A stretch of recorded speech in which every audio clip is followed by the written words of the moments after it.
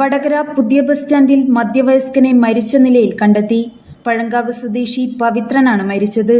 രാവിലെ ബസ് സ്റ്റാൻഡിലെ ഹോട്ടലിന് മുന്നിൽ ഉറങ്ങുന്നതാണെന്ന് കരുതിയെങ്കിലും പിന്നീട് ഹോട്ടൽ ജീവനക്കാർ വിളിച്ചുണർത്താൻ ശ്രമിക്കുന്നതിനിടെയാണ് മരിച്ചതായി തിരിച്ചറിഞ്ഞത്. വടകര പോലീസ് സ്ഥലത്തെത്തി മൃതദേഹം ജില്ലാ ആശുപത്രിയിലേക്ക് മാറ്റി. News bureau media Vadakara.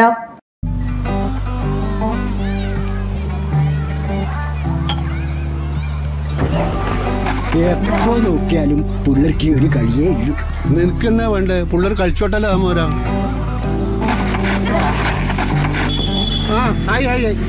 ആരത്? അതാ മോർണിംഗ് സ്റ്റാറിലെ സുരേഷിന്റെ ചെക്കന്ന്. ഗൾഫിൽ പോകുന്നത് ജോലി കിട്ടിയിട്ട്. ഏത് നമ്മളെ ആ കുന്നുമല സുരേഷിന്റെ ചെക്കനാ? അതേന്ന്.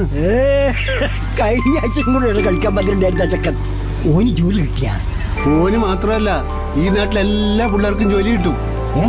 അതിനല്ല അവരീടെ ഇല്ലത്. ഏതിരോ നീ ഏതിന്റെ കാര്യമായി പറയുന്നത്? നമ്മുടെ ശ്രീശങ്കരാചാര്യാന്ന്. തൊഴിലാണ് ലക്ഷ്യമെങ്കിൽ ശ്രീശങ്കരാചാര്യ